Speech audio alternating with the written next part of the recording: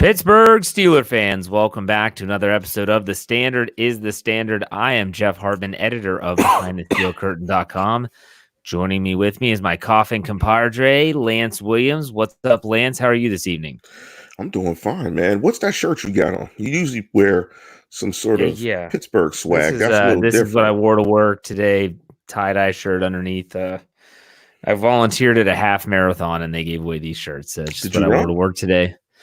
I volunteered. I did not run. I'm not a runner. I'm a gym guy. I'm a go in the gym, lift some weights, do some cardio just to get lean, and that's about it. So you can't run down the street, but you're in great shape? Oh, I can run. Okay. I can run. And I do run, but only out of necessity. Like, I don't like to run. I'm not a runner. Runners are crazy. Like, their runners are insane. You only run if getting chased by Freddie or Jason.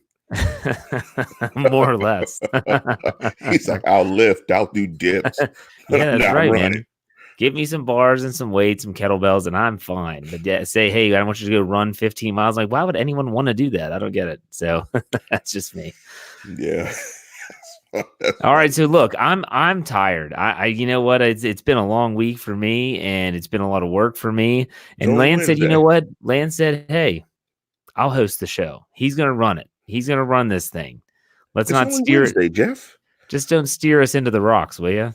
You can't be tired by Wednesday. Yes, I can be tired by Wednesday. I am tired by Wednesday. you got 2 more days of the week. Yeah, I know. So, all right. Well, what are we talking about today? You wanted to talk about quarterbacks. I've never heard you want to talk about offensive players so much in my life. But this offseason, you've been all about the quarterback. Why don't you wax poetic about the quarterback?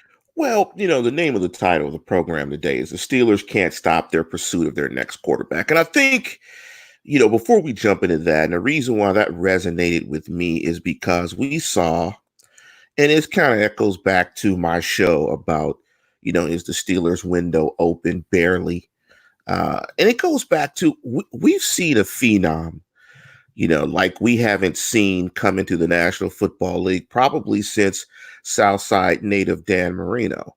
I mean, we've seen a young guy in Patrick Mahomes come in the league, and I think he's revolutionized the quarterback position. I think the way you look at the quarterback position moving forward, the skill set that you're going to have to be considered an elite prospect, you're going to have to look somewhat like Patrick Mahomes.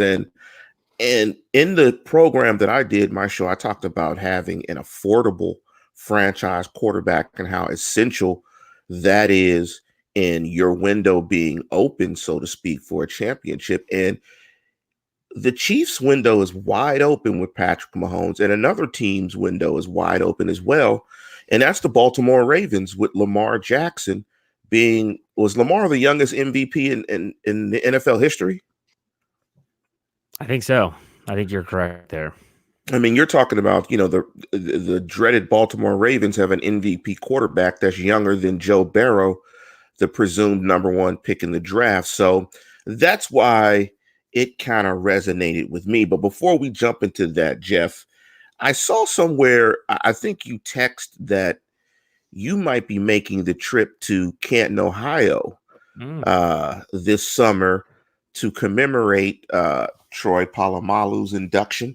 First ballot, of course, the Torpedo and Donnie Shell and Coach Cowher. You going to make that trip? I might. I have family that live in Canton, and so I would definitely have a place to stay. I'd have to figure out. I was talking to my aunt, and she was telling me about how the parade is a lot of fun for kids. Obviously my family would be with me.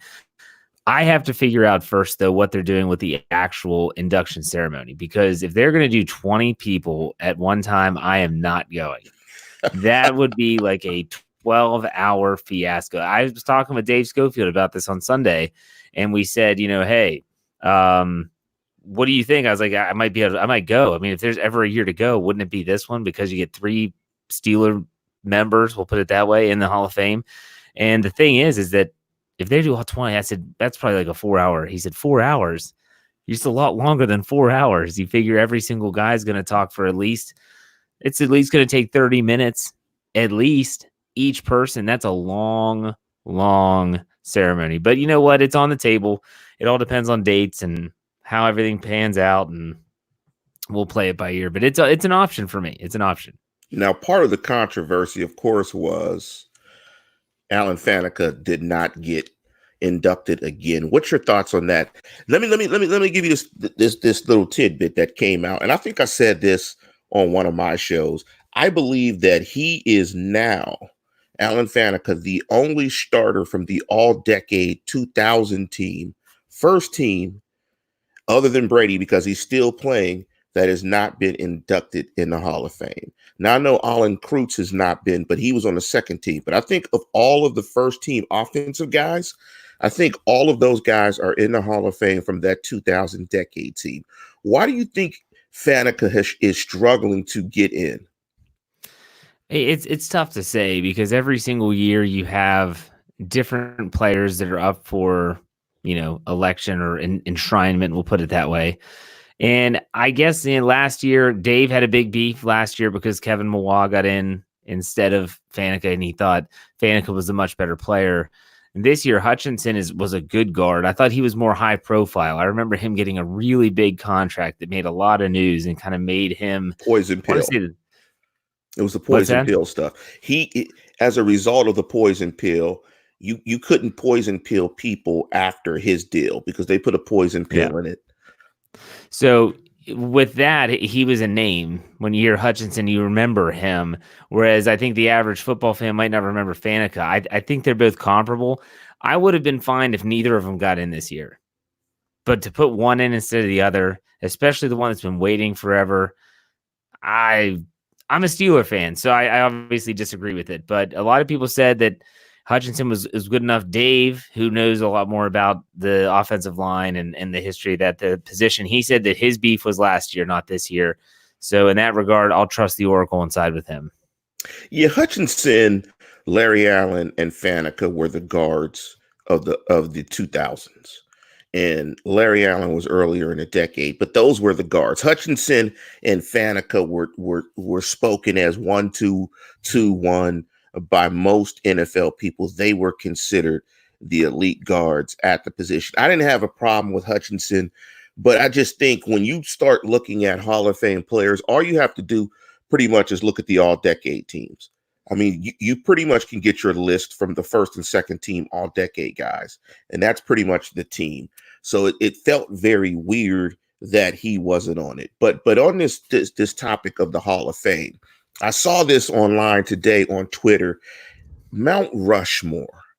Mount Rushmore has 4 presidents on it. I think Mount Rushmore is in South Dakota. Don't kill me if I'm wrong, but I think it's in South Dakota. Who's your Mount Rushmore of Steeler players? Okay, so just players. So we're leaving coaches off. Coaches and owners, we're leaving them out. Just players. That's better. Well, there's one that's a given. Everyone's going to say the same guy first. If you don't, you're nuts. It's Mean Joe Green. So Joe Green gets himself. He's the biggest one out of the 4. I agree. After that, I feel like you have to represent the entire organization and the entire era or every era of Steelers football. And so, yeah, we could pick 4 players from, we could put Jack Lambert on there. We could put Bradshaw on there. We could put Franco on there. And there you have 4 players that not many people are going to argue in regards to Mount Rushmore. But I feel like if I'm thinking of the entire history of the Steelers, that I have to put someone or some people from the modern era on Mount Rushmore. So Mean Joe is 1. So we have 3 spots left. I'm going to go because I think about those 70s teams and I think about defense, but you can't think about the NFL when the number 1 play in NFL history was the Immaculate Reception. So I'm actually going to put Franco on there. Wow. Okay. So I'm going to go Joe Green, Franco Harris. I'm going to go with another offense and another defense. I'm going to go with Troy Polamalu. And I'm going to go with Ben Roethlisberger. Wow. It would have been a toss-up between Ben and the bus. Wow. But I went with Ben because Ben holds all the records, and he's in terms of Steelers history, he's a large part of it. You mean it doesn't have anything to do with you having 7 jerseys? It might. I am a big Ben Roethlisberger fan, but this is a tough exercise to do. Period. Because, like I said, you could easily pick 4 from every Super Bowl year, and you wouldn't find many complaints outside of Joe Green. If you have a Mount Rushmore without Joe Green, turn in your fan card now, and you can be shown the door. We don't need you to come back. So who's your other three outside of Joe Green? So first of all, I think to get on the Mount Rushmore, you have to have a gold jacket. That's one. Okay. And so, of course, that's going to leave out the 7 squared guy that you like so much. He's still playing. He's going to be in the Hall of Fame. So I'm going Green. Joe Green, obviously. I'm going with Rod Woodson because I think Rod Woodson, I saw a little bit of Blunt. But he played too much with other teams for me. I love Rod. I'm going with Rod because Rod, it's tough for me to put Rod over Mel Blunt because both Rod and Blunt, I believe, were on the 75 and 100 all NFL teams. So, but I'm going to go with Rod Woodson. What I saw him do against the Buffalo Bills, I believe, on Monday night was just absolutely ridiculous. So I'm going to go with Joe, Rod. I got to go with Terry Bradshaw. 4 Super Bowl rings. I got to go with Bradshaw. I mean, I know Ben has better numbers, but I got to go with 4 rings on your finger. I mean, I have to. And I'm going to keep it in the trenches. I'm going to go offensive line because the running game was so critical to what they did in their early success. And the running game has been tantamount with the Pittsburgh Steelers and such a staple of the Steelers. I'm going to surprise people and go Mike Webster. So I'm going to go Webster, Woodson, Green, and Terry Bradshaw. So I'm going 2 offense, 2 defense. Well, it's you definitely surprised me there. Definitely going Woodson over Blunt surprised me. But then Bradshaw over Ben, that doesn't surprise me. You don't like Ben. Mike Webster, it's hard to disagree with Mike Webster. I mean, the guy was of an animal. Like that is the best way to put it. And if there's a young Steeler fan out there that doesn't know much about the 70 Steelers, and I was this fan at one time, obviously being born in 1983, you have to read. What are you doing? Messing around with stuff. Oh, Sammy Codes. Someone said put Sammy Codes. I also saw someone they should put Jarvis Jones on there. That's the El Busto Mount Rushmore. He would be on there. You could put all these guys, yeah. But there's a book by Gary Prominence called Their Life's Work. And the section on Mike Webster is absolutely frightening when it talks about his post-playing career and how he ended up dying and how he was living. A quick sidebar about Mike Webster. He was the first player to win a lawsuit against the NFL. I'm not sure if you knew that. And his lawyer was from Wheeling, West Virginia. And I went to school with his son, and he's a very good lawyer, and he was the first lawyer to ever take down the NFL in a law room or a court of law. That's what I was thinking of saying. And it was pretty incredible. Walter Abercrombie. Goodness gracious. You guys are funny, Walter Abercrombie. But let's get back to the topic at the top of the show, because I think what we've seen is that, and I want to thank Ian Whetstone for pulling this up. Because when I talked about an affordable franchise quarterback, I think the thing that stands out so much when you talk about Patrick Mahomes is not only his ability on the field, but Patrick Mahomes is dirt cheap because he's on a rookie contract. And right now, he's dirt cheap. Right now. And so he'll be cheap for another year. He's probably going to get the 5th year option. Then they'll sign him for the monster deal. So they're going to have him on the cheap for 5 seasons. And that's the prime window to win a Super Bowl, is when you have a franchise quarterback for cheap. Let me give you what Ben's cap allocation was when the Steelers went to the Super Bowl in 05, 08, and 10. In 05, it was 5%, and I'm rounding up. 08, it was 7%.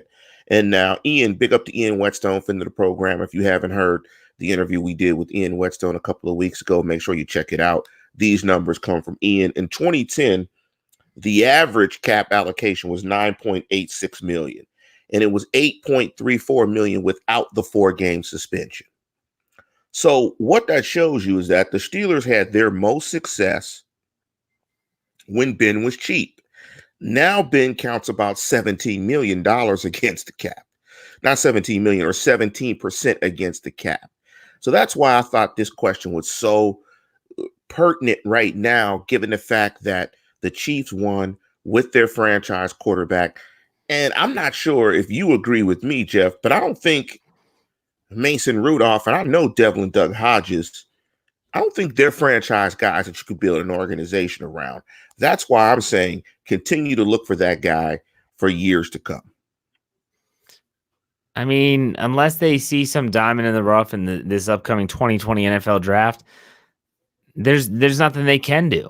They have no cap space, so it's not like bringing in a quarterback that is not a veteran journeyman like Ryan Fitzpatrick is an option, you know? And if you're looking to draft a quarterback, you don't even have a first-round pick. So, yeah, you can keep the search going, and I agree that right now, Mason Rudolph and definitely not Devlin Hodges have shown enough to make me think that we have, and I say we as in the Pittsburgh Steelers, have their future franchise quarterback on the roster. I feel like they're stuck between a rock and a hard place, and that's why Mike Tomlin, in his end-of-the-season press conference, that's why Art Rooney II, when he spoke to media, said, Mason's our guy as the backup. We like Mason because they have no other options. You can keep looking, but where are you going to look? You know, so I'm not disagreeing with the statement. I'm disagreeing with any type of potential execution because there cannot be any execution. They have tied their horse to Ben Roethlisberger. They tied their cart, horse, whatever else you want to tie to that big lug, number 7. And for the rest of his contract, which is 2 more seasons, he's their guy. That's it. I mean, you said it. He's 17% of their salary cap. Dave Schofield wrote an article for BehindTheSteelCurtain.com saying that he is the second largest salary cap hit in the entire NFL coming into 2020.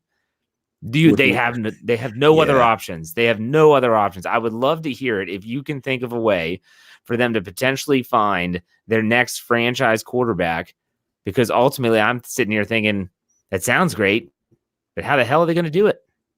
Yeah, it's going to be difficult. And I think when I had the discussion about their window being open, it's barely open. Like, it's cracked barely, because I think they're elite on the defensive side of football.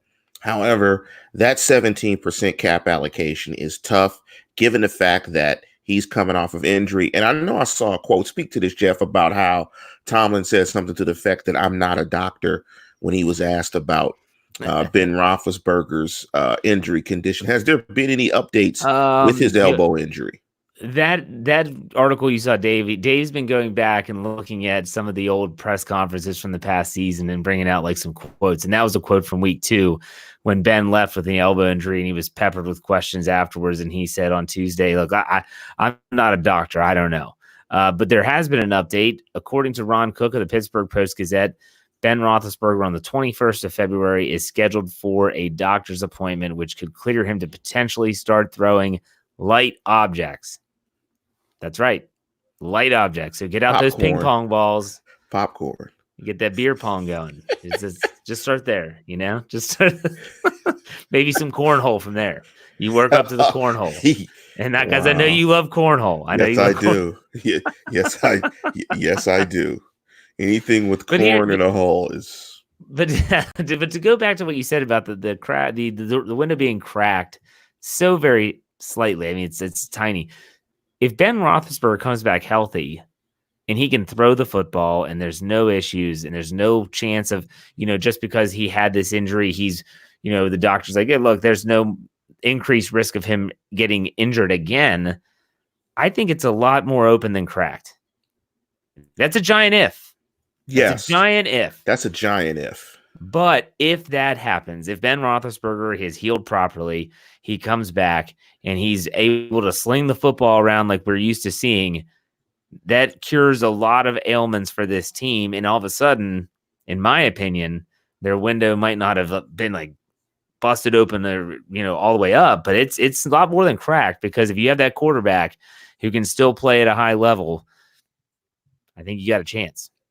Now, and that's interesting because I didn't get into that nuance on the show where and cracked in the NFL is how many years is cracked? Like how many years is a window for you in the NFL? Is that 3 years? I think a lot of it has to do with the quarterback position. So for the Exactly. That's what I was Steelers, just going to say. It depends on the yeah. quarterback. So with the Steelers, even if he is healthy that first season, it's still 2 years. I mean, it's 2 years. And Mahomes and the Chiefs, it's 7 years. I mean, so it's very interesting. And the issue with all of this and the cap allocation is if Ben comes back healthy, which is the big if, Jeff, do you think they have enough on the offensive side of football to really be an offense that can do damage? Yes. I really do. I really do. Because I think if Ben's under center, or I should say in shotgun, he is going to be able to distribute the ball to look like a Juju Smith-Schuster or James Washington. Deontay Johnson's a new weapon he hasn't really utilized. If they keep Vance McDonald around, Ben would throw the ball to the tight ends. They would actually utilize that. I think it would just open up the offense more, and that's something we didn't see in Randy Land in 2019. So do I think that it makes them a top-tier offense? No.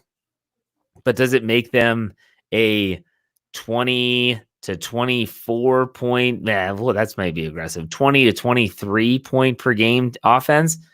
Yeah, I think it does. And if you have that with that defense, to me, that's good enough. Well, let me ask you this, and before because you teased the name that I want you to talk about, are they the favorite in the division? No, they're not the favorite in the division. Not with the Ravens. So I think so wild card with a healthy Ben next year. If Ben comes back healthy, they'll compete, but they're not the favorites. No one would consider them the favorites with the Baltimore finishing what they finished 14-2. 14-2, yes. Yeah, I mean, they looked down unstoppable at times. But I think the Steelers are one of those teams that could compete with Baltimore. We'll see. We'll see how things play out. I don't think, they would probably be playing for a wild card if everything plays out the way that everyone would expect it to play out, meaning the Ravens don't take a step back. The Steelers might take a step forward, but is that still enough? It's going to be tough. It's going to be tough, but favored, they're not going to be favored. Even if Ben comes back healthy, they still, I don't think, would be favored in the division. Now, you mentioned Juju Smith-Schuster. You teased some information that you want to talk about when it comes to Juju. Are you ready to reveal? Yeah, I'm eventually going to do a solo show on this, my Next Man Up show, which is not anything that is scheduled. It's more or less I have an idea and I want to talk about it and I'll do a show on it. So I'm going to do this at some point coming up, and I'll have that with an article on BehindTheSteelCurtain.com. But it essentially is something that stems back to a I said it you did last season, which was I said it, Juju Smith-Schuster gets it. And you talked about how he gets it. He understands how the fan base sees him and views him. Well, what he also got last year, not necessarily in terms of getting it, but he got it from the fan base, was a lot of hatred and vitriol because he wasn't performing. He was injured. And when he was performing, he was disappointing. He was fumbling the football. Those are the memories of Juju Smith-Schuster of recent history. You have the Saints fumble in 2018 that essentially ended the season. You have the Ravens fumble in overtime in week 5 of this season. That's what people are remembering because, remember, he got injured and then he was out of the lineup until the end of the season. What he learned real quick, and you combine that with him in the vehicle going over 100 miles per hour, doing an Instagram story at the same time, and fans are like, look, this guy needs to get a reality check. He's still doing good in the community. He's still going out there and being the same guy that he is. Charismatic, fun, loving, but he saw that the fan base will turn on you in the drop of a hat. They don't care. They really don't. They want you to be a hard worker off the field, and they want you to be productive on the field. And right at that time, he was neither. He was hurt, and when he was on the field, he wasn't performing. And so they said, maybe this guy's a bum. And he heard the radio shows, I guarantee you, saying, he's not a number one wide receiver. This guy can't carry the team. He was only a product of Mr. Richard Gummies, as you call it. I say I like Gummy Richards better, but I say Gummy You say Richard. Gummy Richard. That's You say Richard Gummies. It's Gummy Richards. So, anyways, Mr. Third and Fifth, Antonio Brown, he's a product of him. Now, you might not follow Juju Smith-Schuster closely on social media, but if you follow him on Instagram, and I do based on the fact that I keep a tab on what the players are doing in the offseason, he's doing stuff that he has never done before. He is posting videos of workouts. He is working out harder than I've ever seen him work out in terms of stuff that he's put out there. And all I can think about is he gets it. He gets it. He right now is already starting his campaign for 2020. He also realizes that he is going into a contract year and he wants an extension. That's another question I want to ask. Yes. And so he understands that the fan base turned on him. And so what do you have to do? You got to show that I'm going to outwork everybody. Because let's be honest, until Antonio Brown went psychotic, everyone loved him. Everyone loved Antonio Brown. 84 jerseys were everywhere. He worked his butt off. Everyone said this guy's the last guy off the practice field working the jugs machine. On social media, he posted these ridiculously strenuous workouts. Just a top-notch athlete. Then he went psychotic. So Juju Smith-Schuster kind of took a page out of Antonio Brown's book. He's been posting a lot of workouts. He's posting less and less about video gaming necessarily. He really is looking at the bigger picture. And the bigger picture is, I want the fan support back, but more importantly, yeah, you got it right, Lance. I want that money. I need that check. I need that check. I got to secure the bag. So with that being said, I think that it's for me, it's just like, hey, he gets it. He still gets it. He even gets this. He gets the with the people kind of the backlash against him. He gets that, and he's even reacting in a way that shows that he understands the game even that much more. So that was my little Juju Smith-Schuster rant. I'm glad to see that he gets it, because ultimately this is what we want to see. We want to see Juju Smith-Schuster play well. We want to see him perform. We want to see him be a top-tier wide receiver, which, by the way, on BehindTheSteelCurtain.com, article running tomorrow from your boy Jeffrey Benedict, showing the film of why he thinks Juju Smith-Schuster is still a top-tier number one wide receiver. Huh. So you have to check that out. That you make some good points there. I'm wondering if he also sent Ben some Jeff Fit products, because he's only going to get a big deal if Mr. Number 7, Mr. Ben Albert, comes back healthy. Because is there any scenario where you see Juju not in the plans for the Pittsburgh Steelers? Would he have to have a terrible season next year for him to not be in the plans? Could you imagine a scenario in the draft? And we're going to talk about the draft a little bit. The Steelers digging into the draft and going to get another wide receiver. Is there anything you could foresee that Juju doesn't come back, that Juju isn't in the plans? Or do you think Juju will get another contract? I think he gets another contract either way. If you look at James Conner, who was drafted shortly after him in that same draft class, I think they're viewed totally different by the organization. I think Juju Smith-Schuster, even if he has a what Mr. T says, just don't steal Juju's bike, or maybe you should to get him zoned in. There you So I think James Conner is on a very short leash. I think the organization's kind of fed up that he can't stay healthy. But I think they like Juju and they see a ton of potential in him. I think that if he were to have a mediocre to what we would call a bad season in 2020, if anything, they would view it as we can get him on the cheap. So unless injuries happen, whether it's a severe injury, ACL, Achilles, something like that, other than that, I look at it and see that they really like Juju Smith-Schuster. And you talk about the draft, I think they're going to try to target another wide receiver anyways, unless they really like someone like Deion Kane or no, not Johnny Holton. I can't believe I just said that.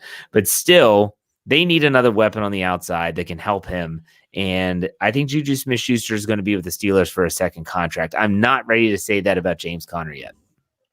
Yeah, I think you're probably right. I think the only way that Juju doesn't come back is if he has a severely mediocre season. And I think, and you were talking about what fans remember about Juju's season this past season. And for me, actually, I don't have any recollection of Juju. Like, to be honest, I almost forgot that he did fumble against Baltimore. Like, I have no recollection really of what Juju. There's nothing that Juju did this season that stands out. And that's a problem. And his response is what you want. You want him to get in the gym and get refocused and get back to playing quality football. Because speaking of the draft, and I wanted to ask you about the draft, that's something we were going to talk about today. And Mark Cabali of The Athletic put out a little piece on the draft. And I don't want to go into particular players, but let me give you the positions and the rounds at which he picked. But before we do that, Jeff, are you a BPA guy, best player available guy, or are you a needs guy? Oh, man, that's a really tough question that gets asked every year. Every year, that's like the biggest debate on BehindTheSteelCurtain.com in the comment section because everyone has their own philosophy for the draft. Blonde, brunette. Exactly. Yeah, that's really what it comes down to. Brunette. I tend to be a team needs guy because for me, and I still okay. Let's say that the Steelers decide to franchise tag Bud Dupree, so they're at least going to have him this year, and let's say they work out a deal with him or something like that. And when they draft in the second round, if there's an outside linebacker that is the best player available, why would you draft that player? Like, that's what I don't get. And so for me, maybe there's people that think it doesn't matter. You draft him no matter what. But I'm not drafting that player because I don't need that position. So for me, I tend to be a you draft by position and take the best player available at that position. That did get the Steelers in trouble in 2016, though. That was the year when everyone knew they needed a cornerback. They had their sights set on William Jackson III, and the Cincinnati Bengals literally stole him right before they picked in that draft. And so what did they do? They went to the next player on their draft board. I can't believe it was Artie Burns, but it was Artie Burns, and they just took him. And we know how that played out. So I'm not saying it always works. It's just the way that I think personally. What about you? You BPA? I think it's a blend. I'm more so BPA, except at certain positions. So if you need a pass rusher, you need to go get a pass rusher. If you need a corner, you need to go get a corner. If you need a quarterback, you need to go get a quarterback. Other than that, I'm pretty much a BPA guy. And you kind of fit those guys where you need to fit them because at the end of the day, a lot of times you may lose these guys in free agency anyway. And say, for instance, in your scenario with the outside linebacker, it's not a bad thing to have a lot of pass rushers. You can put guys, drop pass rush situationally. You can move guys around. I mean, you have 3 or 4 guys that can get to the passer, stand them up, do whatever. Like the more good football players you have, the better. But to your point, you can't draft, on your board if the best player available is safety in every round. You can't get 7 safeties. Right. So it's within a certain reason. But I think quarterback, I think pass rusher, outside pass rusher, and corner trump BPA if you need those positions. I mean, if you need a corner, absolutely. You got to be able to cover in the NFL. You got okay, to. but they don't have you don't think they have the personnel to cover? No, not for the Steelers. I'm just saying in general. But if the best player available, great secondary for once. But if the best player available in the second round was a corner, you absolutely take a corner. Because this game is a war of attrition. So Hayden goes down, he's 30 plus you get a young corner in the second round. Maybe you don't want to keep Hayden around when he's like 33, 34. You can get rid of him, slot that young corner in. So it's always good to have good football players because you never know how this pans out with free agency and injury. That's why BPA for the most part works for me as opposed to drafting strictly for need. But I think it's always a blend. Well, let me ask you this. If you're ranking right now, this is pre-free agency, pre-new league year, which starts in March, What is the top position if you're doing team needs for the Steelers heading into the 2020 draft? Not free agency. We're not talking about picking up veteran players. I'm talking about the 2020 NFL draft. What's your top team need for the Steelers? I'd surprisingly say outside linebacker. I'd say a pass rushing outside linebacker. Is that the assumption they're not bringing Dupree back? Or yeah, with okay. The chance that Dupree doesn't come back, or you bring in a dominant offensive lineman, particularly a guard. That's where I'm leaning. I'm leaning offensive line. Make it an unsexy pick. Who cares? It'll be a really good pick, and people won't complain when you've replaced a guy like Ramon Foster with another really good offensive lineman. So for me, that's where I would go, or tight end, the possibility as well for me. I'm not touching running back in round 2. I'm not touching quarterback in round 2. Not even touching safety, even though that's a team need for me in round 2 either. So there you go. Now, hey, I'm surprised you haven't mentioned the news that broke today. Did you see the news? Oh, yeah, I have seen some of it. If we're talking about the same thing, I'll ask you about it. This is the segue into it's a perfect time to do it. We're talking about the draft. Is that the fact that the Steelers extended Kevin Colbert one more year? My question for you is: are you happy about that, or do you I could have? Yeah, I'm absolutely happy about it. I think he did one of his best jobs last season. Unfortunately, it didn't result in a playoff appearance, but I think that's largely due to the fact that Ben Roethlisberger got injured. But I think the acquisition of Minkah Fitzpatrick was fantastic. I think the acquisition of Steven Nelson was fantastic. I think those two moves alone, I thought were outstanding. I think he did a pretty good job last year. Let me ask you this. So in season, they bring in Minkah Fitzpatrick. There's not a soul on this planet that follows the Steelers that's going to say that was a bad move. They also brought in Nick Vannett. Now, they didn't give up a ton for Nick Vannett to Seattle. But let's say that Nick Vannett doesn't stick around. They don't re-sign him.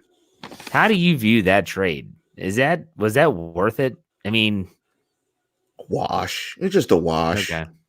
Just a wash. Yeah. Any news on the wide receiver coach, Jeff? None that I've seen. Absolutely none that I've seen. I haven't seen that it is status quo, that Sherman's sticking around. I haven't seen any names being tossed around or rumors swirling about potential receiver coaches. Maybe if it's someone that was on staff with San Francisco or Kansas City, but there are coaches that were on those staffs that are already being hired for positions. Now, those positions have been a lot more significant offensive coordinator type positions. So we'll see. Let's hear double HH. So everyone jumping off the cliff together next year. Colbert, Tomlin, and Ben all right off into the sun. Could that happen? I mean, the way this is set up, because his deal extends to the draft in 2021. It was set to expire when the draft was going to start, or after the draft. After the draft this year. And so now it's going to extend again. Is there a scenario that you foresee that they all ride out in the sunset together? Because I honestly think that Tomlin and Ben are a package deal. I think when Ben is gone, Tomlin's gone, to be quite honest. Who does any of those three, do they all leave together? And of the three, who's the last man standing? I could see, after what Roethlisberger's been through, if the Steelers were to somehow shock the world and win a Super Bowl in 2020, I could see Ben and Colbert saying, all right, this has been awesome, but I'm done. I think Mike Tomlin will be the last man standing, because I think Mike Tomlin, he might say that he doesn't listen to the critics and he doesn't read the newspaper articles or the websites. I guarantee you he hears people say what I said on Sunday, and that was the biggest differentiation between Bill Cowher and Mike Tomlin in terms of, you look at their statistics and they're almost identical. Wins, losses, winning percentage. But there's one thing that Tomlin has that Cowher barely ever had, and that was a franchise quarterback. And so Bill Cowher, everyone says, well, what if he had Ben Roethlisberger longer? Mike Tomlin's had him since he was hired, except until last season. That was the first time he didn't have Ben for almost an entire year. I think Mike Tomlin hears that and says, you know what, I want to prove something. I want to prove that I can still win with another quarterback. And so I think he would be the last man standing. What about you? Do you think they would all say, see you later?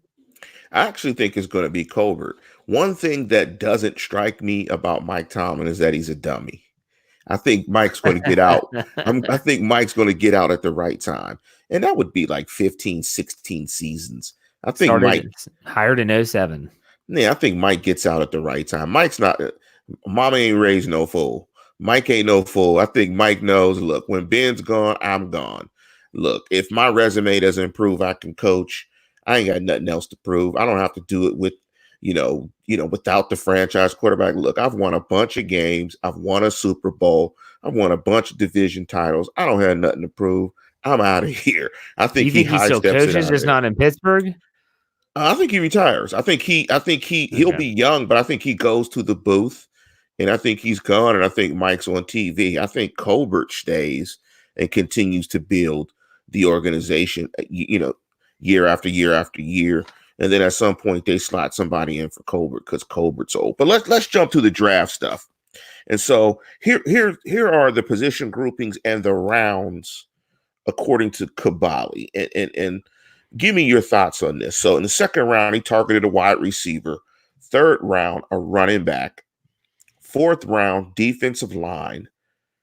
The other fourth round pick, a guard. The sixth round, a linebacker.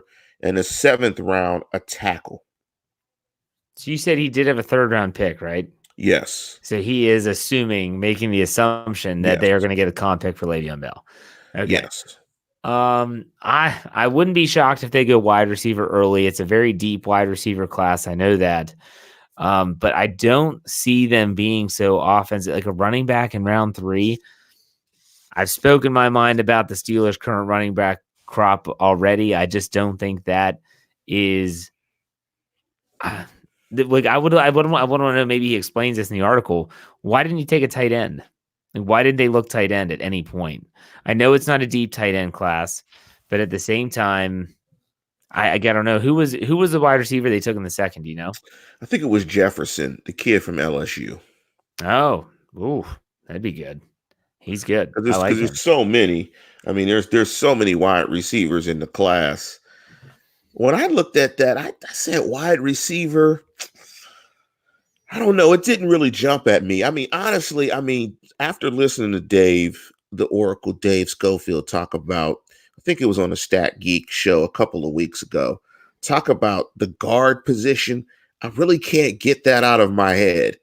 I like them taking a dominant offensive lineman, a guard, an interior lineman with that second round pick, because I think that will enable them to run the ball better and be more athletic, running inside and outside zone in the run game, as well as if that player can pass protect as well, it does that as well for the Steelers. I think a lot of the Steelers running game was hampered by the fact that Ramon Foster was not athletic and could not get to the edge in the outside zone running game and get to the second level when they would run inside zone. So I like a guard there. I don't mind them going offense, but I like a guard in the second round. I don't mind the running back in the third and coming back and trying to get a wide receiver in the fourth, because I think they need a classic X wide receiver on the outside to run straight line up the field and challenge teams vertically. I mean, yeah, you're right. This draft, and as Dave Schofield would say, a lot of it, the needs that the team is going to see or face in the draft are going to depend on what do they do with, and deal with it. Says that's I've been saying O-line in the second round. So, a lot of people have been wondering which way they're going to go. Well, if Bud Dupree gets brought back, we know that they're probably not going to be looking at pass rusher early in the draft. Running back, we'll see. Wide receivers, a possibility. Tight end, do they pick up Vance McDonald's option? That would impact what they do in the draft at the tight end position. So there's a lot of question marks that still need to be answered. Well, you're really going nuts on bringing up comments. Yeah, well, today. If you agree with me, I always show your comment. Oh, geez. So Prodigal 24. Let me get that off there. He's Lance, your head's barely fitting on the screen now. I mean, it's my gosh. It is pretty big, though. I do have an 8-gallon as I've gotten older. My cranium has gotten bigger and bigger and bigger and bigger.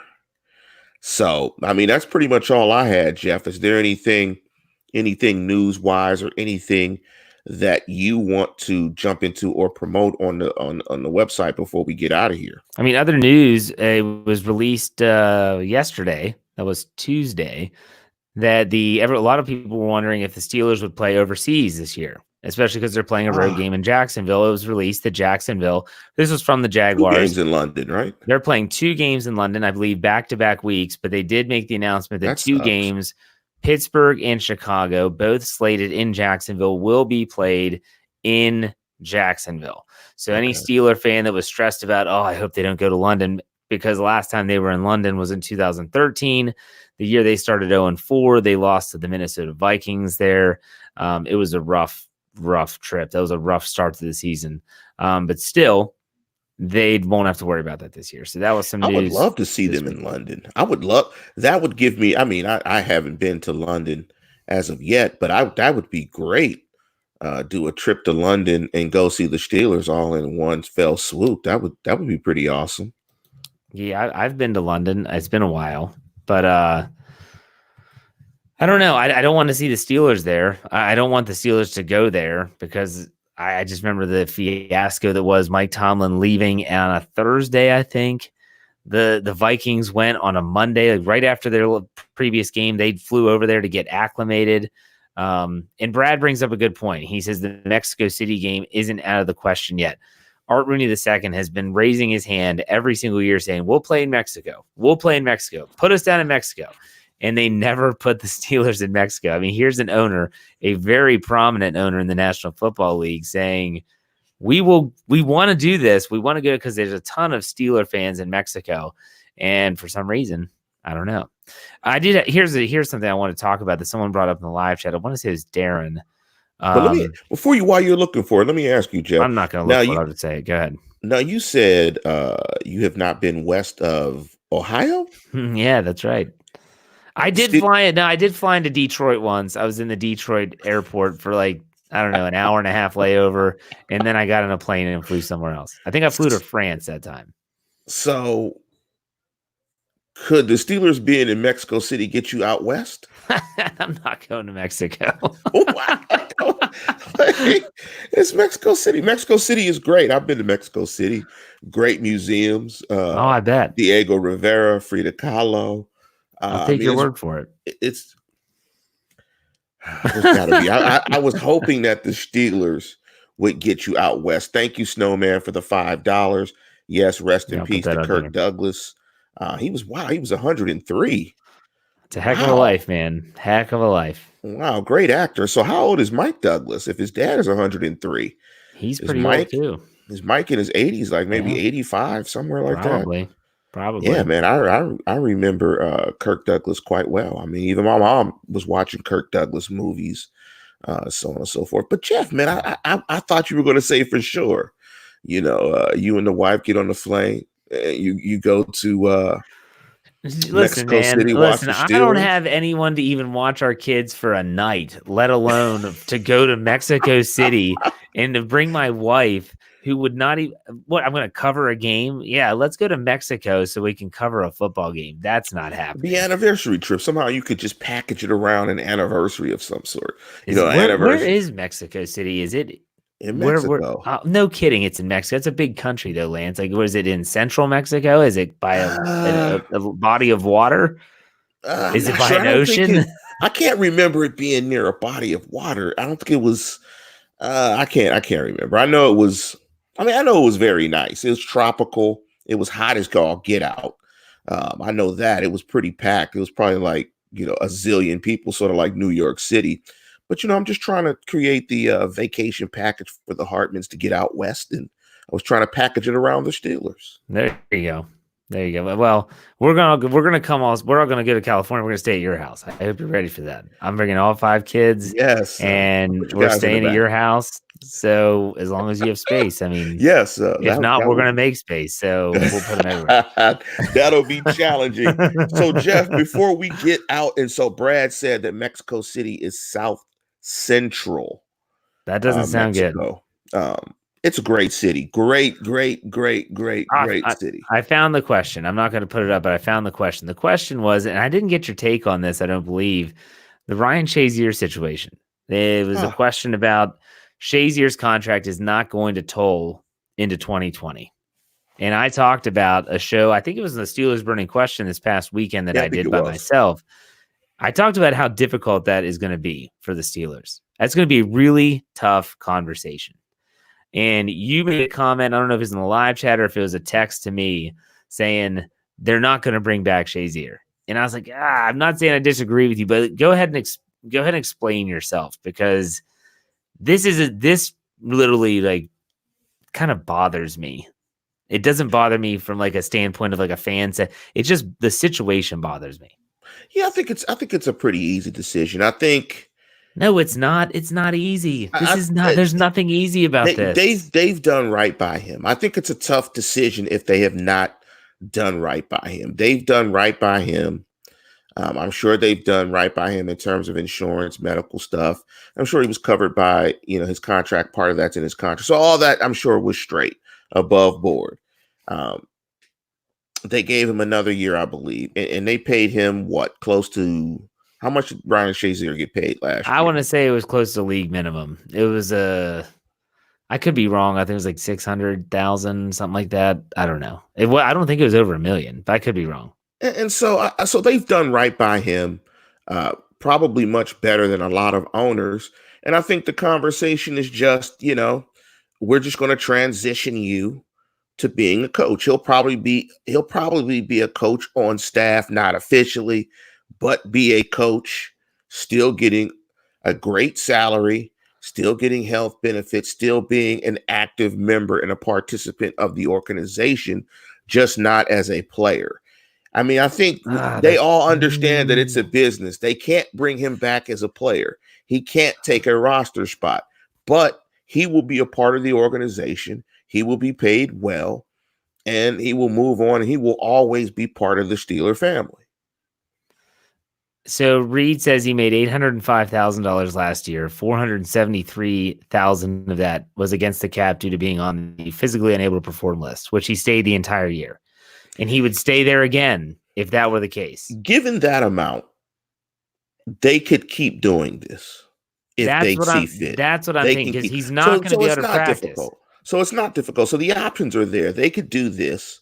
400K on the cap is nothing on a $200 million salary cap. Right. That's nothing. So they could keep kicking the can, or they could not do it and pay him $400,000 to be a member of the organization, be it as a coach, be it as a community liaison, whatever. But You just pay him $400,000. here's where it's not easy. For the Steelers, it's easy. You're not going to play, so we want to keep you, want to do right by you. But at the same time, as a player, as Ryan Shazier, who has worked his tail off since 2017 just to be able to walk and move normally again, which he still has a little bit of a hitch in his gait, and that might never go away. You know that he still thinks about playing. That's still the end result. I mean, this is what I was going to get to. This is what Reed said it. Yeah, he's not going to pass a medical. I mean, he's not going to pass a medical. So, stop it. Gosh, I'm going to take that away from you, man. He's not going to pass a medical. So I think, that's what it is. I mean, he's not going to be insured. He's not going to pass a medical. So the decision becomes easy. How they pay him is the difficulty, and I think they want to pay him, and they want to keep him around. No, they think he's valuable. So I know, but you keep bringing up the Steelers side of things. Yeah, that's easy. But for Ryan Shazier, for him to say, "Fine, I'll be a coach," is it to me and everything I've read. I don't know Ryan Shazier. I've never met the man, never talked to him. I'd love to. If he's listening, let's have you on the show. Anyways, I feel like that light at the end of the tunnel, that goal that's down the road, would then be extinguished. And that could be crippling for a guy that has worked as hard as he has to get where he is. And maybe he reaches that bend of life. He and his wife just had a second child. And maybe he says, I realize that this isn't in the cards anymore. And maybe this is my life now. And I'm okay with that. If that's the case, then it's easy. Well, I'm going to tell you what makes it much easier. If he still wants to play, This is not easy. Well, you know how this works, Jeff. I mean, you're married. You got 5 kids of your own.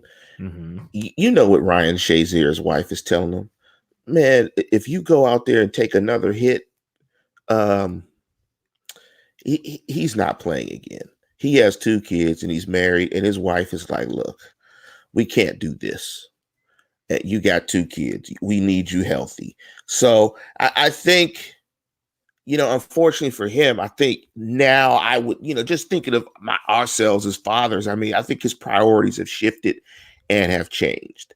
Me as a dad, I think it would be a little bit selfish. And I understand, as a professional athlete, you have to be selfish. You have to put your needs oftentimes before your family to give the time necessary to play at that type of level. And it's sort of an understanding that everybody makes. Some do it easier than others, that you're going to be away. You're going to be away. The amount of money that you make commands that all of your attention and a lot of your parental stuff, you're kind of vacant for it. You get back to that stuff after the game, after you retire, after you pursue your dream, one in which you're paid handsomely for, one that which sets your family up for the foreseeable future and gives them hopefully generational income. But I think where he is at his life, I just don't think, I can't see it happening. I think it would be very tough, I think, for his family to do it. And I think the Steelers will make it. I mean, I think the Steelers will. It's going to be tough. That's going to be a tough conversation. I think I agree. It's going to be tough in his house, not for the Steelers. Yeah. I think that conversation between him and his wife would probably be very tough. I'm trying to just put myself in his shoes. Like, that's the tough part. Like, I'm trying to think about what he's thinking and what he's been through and what he has always said since day one. His goal was to get back on the field. And I'm not here to debate whether that's right or wrong and different. I said it on my show on Saturday. I'll say it again. I support Ryan Shazier and whatever the man decides to do. He wants to coach or be a scout, I support him. If he wants to be a player, I support him. Dude, what are you laughing at? Ali's comment? Yeah, Jeff equals Phillip Rivers jokes. No, come on. I have 5. He has like 9. He's got 9. Phillip is double. Yes. Phillip is double. Phillip is making a kid right now as the show's going on. Phillip will have 10 by the time he gets to his next team. I'm telling you, Phillip is going for 10. They're going to say, hey, let's just make it an even number. Let's go for 10. Oh, goodness. It's been a good show. It's been a good show, man. So thanks for hosting. I appreciate that. So next Wednesday, we'll be back. One thing I want to talk about at some point are some free agent defensive players, because we did talk about free agents, but they were all offensive players. And I think there are some spots on this team, safety, that the Steelers could possibly bring in a free agent. And so maybe that'll be a talking point for us in the future. So a little teaser there for upcoming Standard is the Standard. So, Lance, anything to add before we call it a show? No, Snowman loves to give you grief about. No, he's not alone. They all do. It's right. Snowman is not. Snowman must not have kids, because there's a big difference between 5 and 9. Like there's a big difference between 3 and 5. There's a big difference between 2 and 3. I mean, it's insane. I mean, every number, Yes, there is a big difference. But no, that's it. So I'm going to take us out, Jeff, if you don't have an objection with that. No, sir. Go for it. And as always, tune in, tell a friend, and subscribe. We'll see you next week for another episode of The Standard is the Standard.